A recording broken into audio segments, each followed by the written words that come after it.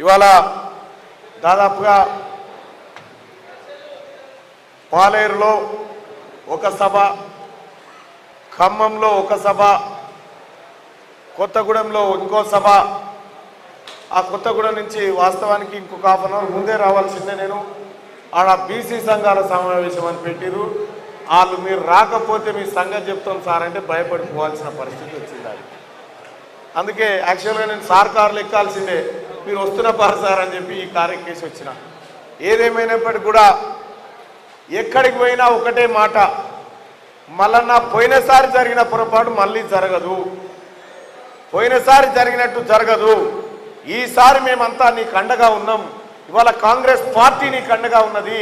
ఇలా CPM, CPI, new డెమోక్రసీతో పాటు తెలంగాణ జనసమితితో పాటు అనేక పిఆర్టీయు, యూటీఎఫ్ ఇట్లా వాళ్ళు విద్యార్థి ఉపాధ్యాయ సంఘాలు కూడా ఇవాళ మనకు అండగా నిలబడ్డాయి. 2008 డిఎస్సి అభ్యర్థులు కానీ 1999 డిఎస్సి అభ్యర్థులు కానీ ఇవాళ పట్టభద్రులందరూ కూడా తీన్మార్మలన్న నువ్వు మా మనిషివి, నువ్వు ఈసారి గెలవాల్సిందే అని చెప్పి కంకరం కట్టుకొని మన కోసం పనిచేస్తూ ఉన్నారు సోదరులారా. వాళ్ళందరికీ కూడా పేరు పేరున ధన్యవాదాలు తెలియజేసుకుంటూ, ఇక పట్టభద్రుల ఎమ్మెల్సీ ఎన్నికల్లో కొద్దిగా ఆ ఎన్నికలకు వినిపిస్తలేదా? అడ్డం ఉన్నారా? కొద్దిగా ఇటు జరగండి అన్న, ఇక్కడ జరగండి, ఇక్కడ జరగండి అన్న, కూర్చోండి. నువ్వు కూడా కూర్చోరాదన్న, లింక్ ఇచ్చేయాలి, ఈ లింక్ ఇచ్చే. సోదరులారా ఇప్పుడు కనిపిస్తున్నా కదా, రైట్. టీఆర్ఎస్ వాళ్ళు వచ్చిరా? ఓట్లు అడగలేదు, వచ్చిరానా? కాదు, టీఆర్ఎస్ వాళ్ళు ఓటు వేయమని రాలే, వచ్చేటట్టు కూడా లేరా? గట్లా చేసిండు మరి రామదాస్ అన్న, ఇక్కడ గిరిగీసేమని రాని ఎప్పుడే చేసిండు.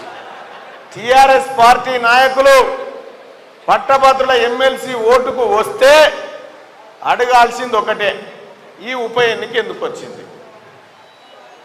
ఈ ఉప ఎన్నిక టీఆర్ఎస్ పార్టీ అసమర్థత వల్ల వచ్చింది.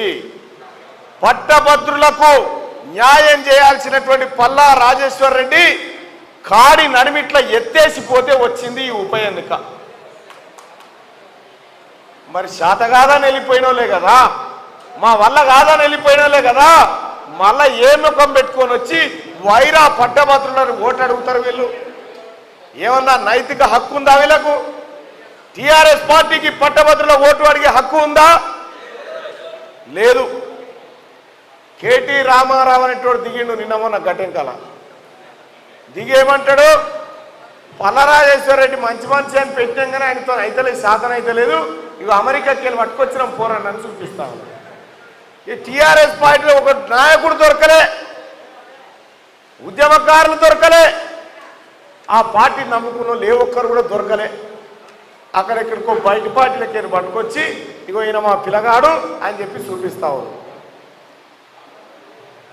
సోదరులారా, అసలు వీళ్ళకు ఓటు ఎవడేయాలి? ఫస్ట్ టీఆర్ఎస్ పార్టీ వాళ్ళకు ఓటు ఎవడేయాలి? పట్టభద్రులైతే వేసే పరిస్థితి లేదు. ఎందుకంటే ఉద్యోగాల పేరుతోని మోసమేనా, ప్రమోషన్ల పేరుతోని మోసమేనా, అప్గ్రేడేషన్ అని మోసమేనా, 317 జీవో మోసమేనా, 46 జీవో మోసమేనా? వాళ్ళు మొత్తం మోసం చేసి ఎక్కడికక్కడ సమస్యలన్నీ కట్టగట్టడ పెడితే సోదరులారా, ఇలా పారిపోయినటువంటి టీఆర్ఎస్ పార్టీ ఓట్లు కావాలని వస్తే ముఖం మీద ఉంచే పరిస్థితి వచ్చింది వాళ్ళ మీద. ఇక వాళ్ళొకరు